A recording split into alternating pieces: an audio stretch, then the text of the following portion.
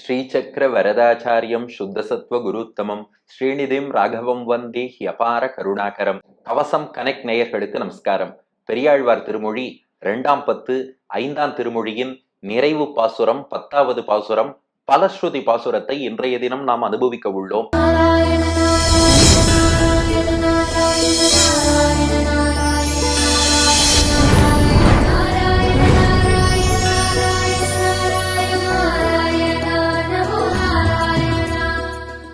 கடந்த 9 பாசுரங்களாக இந்த அக்காக்காய் பதிகத்தின் வாயிலாக நாம குட்டி கண்ணனை இழுத்து பிடிச்சு ஒரு காகத்தையும் அழகு காட்ட சொல்லி, அந்த காகம் அழகு காட்ட கிருஷ்ணன் அதை அப்படியே வேடிக்கை பார்க்க, நாமும் அப்படியே யானை தந்தத்தால் செய்யப்பட்ட சீப்பை கொண்டு கண்ணனுக்கு குழல் வாரி விட்டோம்.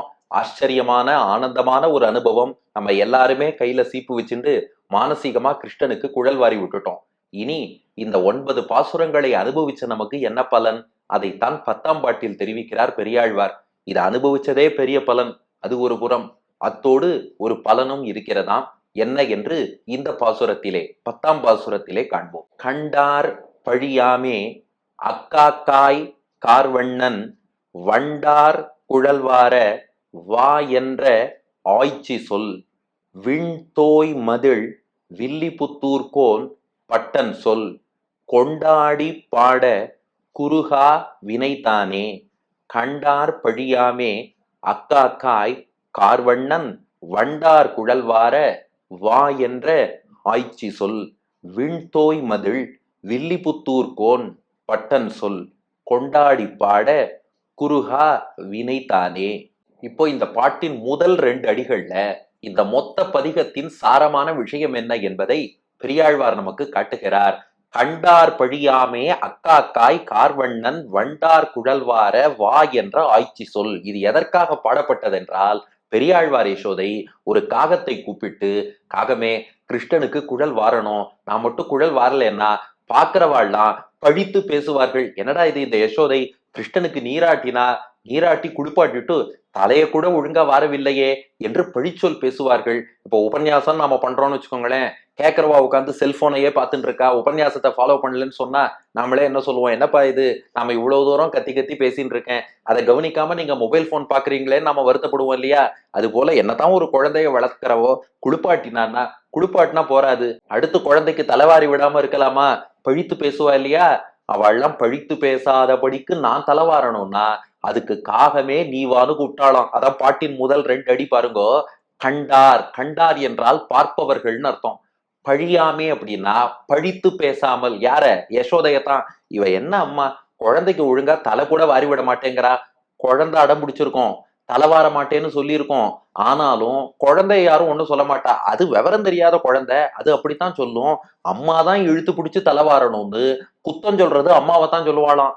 சரி, இவா யாராவது குழந்தைக்கு சம்பந்தப்பட்டவாளான்னா அதுவும் கிடையாது. கண்டார் சும்மா சாதாரணமா வேடிக்கை பாக்குறவா. நம்ம சொல்றோம் இல்லையா, கண்டவரும் பேசுவான்னு, அதுதான் கண்டார் பழியாமே. கண்டவர்கள் எல்லாம் யசோதையை பழித்து பேசாதபடி, இவ ஒழுங்கா தலைவாரலன்னு குத்தம் சொல்ல முடியாதபடி கிருஷ்ணனுக்கு தலைவாரணும். அதற்காக அக்காக்காய், ஏ காகமே இங்கே வா என்று கார்வண்ணன், கார் என்றால் கருப்பு மேகம்னு அர்த்தம்.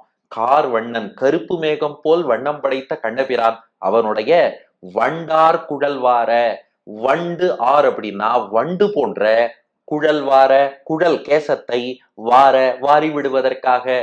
கிருஷ்ணனுடைய கேசம் இருக்கே, அது வளைந்து சுருண்டு இருப்பதிலும் கருத்து இருப்பதிலும் ஒரு பளபளப்போடு இருப்பதிலும் வண்டு போல இருக்குமா. அதாவது கண்ணன் தலைமையில கூட்டமா வண்டுகள் உட்காந்துருந்தா எப்படி இருக்கும், அது போலத்தான் சுருண்டு அழகா கருப்பா பளபளப்பா அவனுடைய கேசபாசங்கள் இருக்குமா. அதான் வண்டார் குழல், வண்டு போன்ற அந்த கேசபாசங்களை வாரி விடுவதற்காக. வா யார? அக்காக்காயோட சேர்த்துக்கோங்க. அக்காக்காய் கார்வண்ணன் வண்டார் குழல் வார வா, அது இவனுடைய கேசத்தை வாரி விடுவதற்காக வா என்று அழைத்து என்ற ஆய்ச்சி சொல். அதை அழைத்து, காகத்தை அழைத்து சொன்ன ஆய்ச்சி சொல், ஆய்ச்சியாகிய யசோதை சொல், அவ பேசிய வார்த்தை, அதைத்தான் இந்த 10 பாசுரங்களாக பெரியாழ்வார் பாடியிருக்கிறார். அப்ப பாட்டின் முதல் 2 அடி, கண்டார் பழியாமே, கண்டவர்கள் எல்லாம் பழியாமே பழித்து பேசாதபடி அக்காக்காய் காகமே கார்வண்ணன் கருப்பு நிறம் கொண்ட கண்ணபிரானுடைய வண்டார் குழல் வண்டு போன்ற சுருண்ட கருத்த பளபளக்கும் அந்த கூந்தலை வாரி விடுவதற்கு வா என்ற ஆய்ச்சி சொல். இங்கே வா காகமே என்று அழைத்து கூப்பிட்ட ஆய்ச்சி சொல், ஆய்ச்சி ஆகிய யசோதையின் சொல். அதைத்தான் பெரியாழ்வார் பாடினார். இவர் ஏன் பாடினார்னா அதுக்குதான் முக்கியமான காரணம் இருக்கான். முன்பே சொன்னேன் அல்லவா, மணவாள மாமுனிகளுடைய ஆச்சாரியன் திருவாய்மொழி பிள்ளை என்பவர் பெரியாழ்வார் திருமொழிக்கு சுவாபதேச வியாக்கியானம், அதாவது உட்பொருளை எல்லாம் விளக்கி ஒரு அர்த்தம் காட்டியிருக்கார். அதுல இந்த பதிகத்துக்கான ஒரு அர்த்தம் காட்டுகிறார். அது அந்த கண்டார் பழியாமேங்கிற வார்த்தையில இருக்கு. கண்டவர்கள்லாம் பழித்து பேசுவா. யசோதை கிருஷ்ணனுக்கு தலைவாரி விட்டு அதுக்கு காகம் அப்படி அழகு காமிச்சுடுத்துனா அதுக்கப்புறம் யாரும் பழி பேச மாட்டாளாம். இதுக்கும் பழி பேசுறதுக்கும் என்ன சம்பந்தம்னா இங்க ரொம்ப அழகா காட்டுகிறார் திருவாய்மொழி பிள்ளை.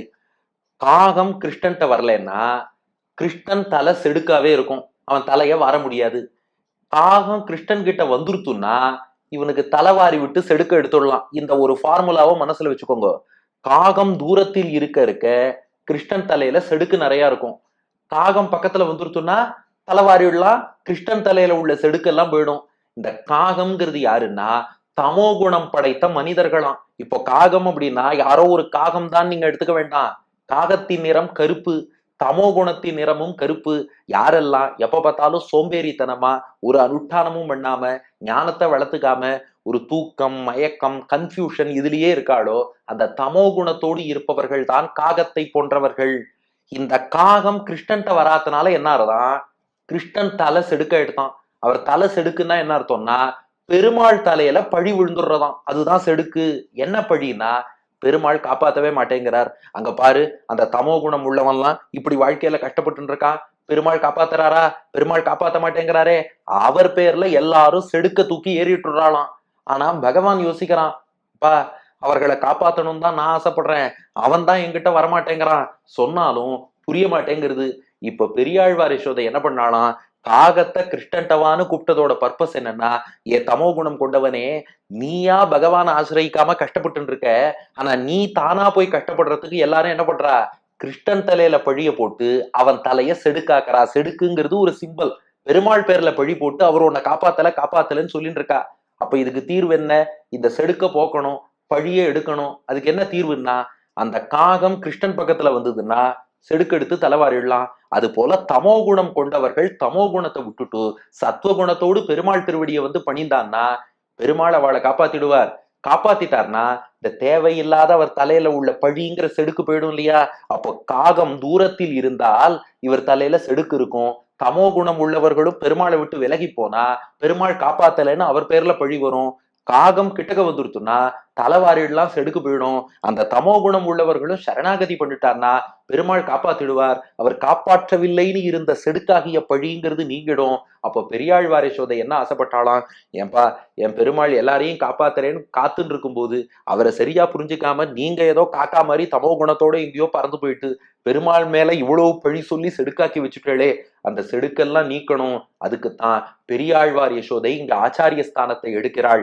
பெரியாழ்வார்ங்கிற ஆச்சாரியன் சாஸ்திரம்ங்கிற சீப்பை கையில காட்டி காட்டி தமோகுணம் கொண்ட காகம்ங்கிற ஜீவாத்மாவை கிட்டக்க கொண்டு சரணாகதி பண்ண வச்சு அதன் மூலம் பெருமாள் அவனை காக்கும்படியாக செய்து பெருமாள் தலையில தேவையில்லாது ஒட்டி கொண்டிருந்த பழிய போக்கிட்டார். அதனால இனி கிருஷ்ணனை யாரும் பழிக்க முடியாது, அவன் அடியார்களை காப்பாத்தலன்னு சொல்ல முடியாது.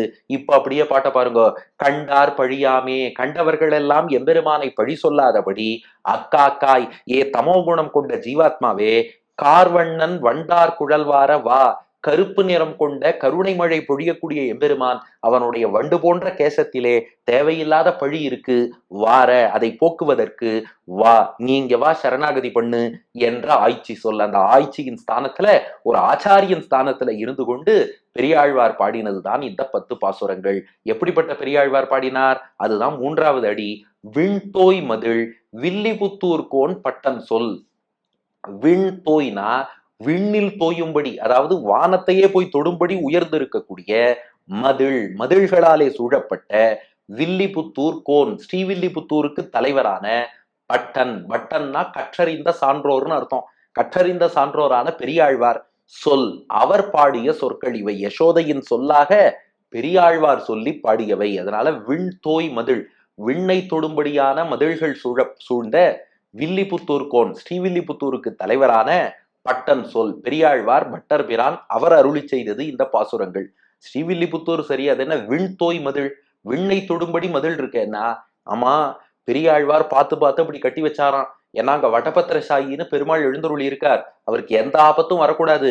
அதனால நல்ல பெரிய மதில்களாக அமைத்து துஷ்டர்கள் யாரும் உள்ள வரதென்ன, அவன் பார்வை கூட எங்க பெருமாள் மேல பட்டுடக்கூடாதுன்னு சொல்லி விண்ணை தொடும்படியான மதில்களை அமைத்த ஸ்ரீவில்லிபுத்தூருக்கு தலைவர் எங்கள் பெரியாழ்வார். அவர் பாடியவை இந்த 10 பாசுரங்கள். இப்ப நிறைவான 4வது அடி. இதை அனுபவிக்கும் நமக்கு என்ன பலன்னா, கொண்டாடி பாட குறுகா வினைதானே. இத வெறுமன பாடக்கூடாதான், கொண்டாடி பாட. கிருஷ்ணனுக்கு நாம குழல் வாருகிறோம், எவ்வளவு பெரிய பாக்கியம். கிருஷ்ணனுக்கு தலைவாரி விடுற பாக்கியம்ங்கிறது அவ்வளவு எளிதில் எல்லோருக்கும் கிடைக்குமா? ஆனா இந்த பாசுரங்களை சேவிக்கும் போது நாமே நம்ம மடியில கிருஷ்ணனை உட்கார வச்சுட்டு அவனுக்கு தலைவாரி விட்டா எத்தகைய ஆனந்தம் கிடைக்குமோ அத்தகைய ஆனந்தம் என்பது நமக்கு கிடைக்கும். அப்போ கொண்டாடி பாட, இதை நாம கொண்டாடி ஒரு சந்தோஷமாக கிருஷ்ணனுக்கு குழல் வாருகிறோம்ங்கிற மகிழ்ச்சியோடு பாடினோம் என்றால், இந்த 10 பாசுரங்களையும் நாம செவிச்சோம்னா, குறுகா வினைதானே. வினைதானே அப்படின்னா பாபங்கள் எல்லாம் குறுகா, குறுகுதல்னா நெருங்கி வருதல்னு அர்த்தம். குறுகானா நம்ம கிட்டக்கவே வராது. பாபங்கள்லாம் நம்மளை பார்த்து பயந்து ஓடிடுமா, பாபத்தை பார்த்து நாம பயந்து ஓட வேண்டாம். இந்த 10 பாசுரங்களை யார் சேவிக்கிறாளோ குறுகா வினைதானே, பாபங்கள் அவ கிட்டக்கவே வராது, அவை பயந்து ஓடிடும்னு பலன் சொல்கிறார். கண்டவர்கள் யசோதையை பழி சொல்லாதபடி, அம்மா என்னடா குழந்தைக்கு தலையே வரலையே அப்படின்னு யாரும் பேசாதபடி, காகமே கருப்பு நிறம் கொண்ட கண்ணனுடைய வண்டு போன்ற கேசத்தை வாருவதற்காக வா என்று யசோதை அழைக்க, அதை விண்ணை தொடும் மதில்கள் சூழ்ந்த ஸ்ரீவில்லிபுத்தூருக்கு தலைவரான பெரியாழ்வார் 10 பாசுரங்களாக பாட, இதை யாரெல்லாம் கொண்டாடி பாடுகிறார்களோ அவர்களை பாபங்கள் என்றுமே நெருங்காதுங்கிறது பாட்டியனுடைய திரண்ட பொருள். உட்பொருள் என்ன? இந்த காகம் தூரத்தில் இருந்தால் கிருஷ்ணன் தலை செடுக்கா இருக்கும். அது போலத்தான் தமோ குணம் உள்ளவர்கள் விலகி போறதுனால பெருமாளை வாழை காப்பாத்தலைன்னு பெருமாள் மேல தேவையில்லாம பழி வருது. ஆனா அந்த காகம் கிட்டக்க வந்தாச்சுன்னா இவன் தலையில செடுக்கு போயிடும். தமோ குணம் உள்ளவனும் திருத்தி சரணாகதி பண்ணிட்டான்னா பெருமாள் தலையில உள்ள பழி போயிடும், காப்பாத்தலைங்கிற பழி போயிடும். சரணாகதி பண்ணிட்டா பெருமாள் காப்பாத்துவாருங்கிறது உட்பொருள். கண்டார் பழியாமே அக்காக்காய் கார்வண்ணன் வண்டார் குழல்வார வா என்ற ஆய்ச்சி சொல் விண்தோய் மதில் வில்லிபுத்தூர்கோன் பட்டன் சொல் கொண்டாடி பாட குறுகா வினைதானே. கண்டார் பழியாமே அக்காக்காய் கார்வண்ணன் வண்டார் குழல்வார வா என்ற ஆய்ச்சி சொல் விண்தோய் மதில் வில்லிபுத்தூர்கோன் பட்டன் சொல் கொண்டாடி பாட குறுகா வினைதானே. அடியன் வழங்கும் ஆங்கில வடிவம். Yashoda called out the crow, "Oh crow, please come here so that I can comb the beetle-like hair of my dark cloud-hued Krishna." Periyalvar reiterated the same words in the form of 10 verses. Periyalvar belongs to Srivilliputtur, which is surrounded by high walls touching the sky. Sins will never go near the people who chant these 10 verses with joy என்பது இதற்கான ஆங்கில வடிவம். ஆச்சா, கண்ணனுக்கு குழல் வாரியாச்சு. இப்ப தலைவாரி கொண்ட போட்டுள்ள கிருஷ்ணன் மாடு மேய்க்கிறேன்னு கிளம்பினான். மாடு மேய்க்கணும்னா அவன் கையில ஒரு கோல் குச்சி வேணும். அதனால அடுத்த பதிகம் கோல் கொண்டு வா. இப்ப கிருஷ்ணன் மாடு மேய்க்க புறப்பட போகிறான், கையிலே குச்சி வேண்டும், கோல் கொண்டு வா பதிகம். இப்போதே தயாராவோமா? நாமும் கிருஷ்ணன் கையில ஒரு குச்சி எடுத்து கொடுத்து மாடு மேய்க்க போயிட்டு வான்னு அனுப்ப போறோம். நாளை முதல். பெரியாழ்வார் திருவடிகளே சரணம்.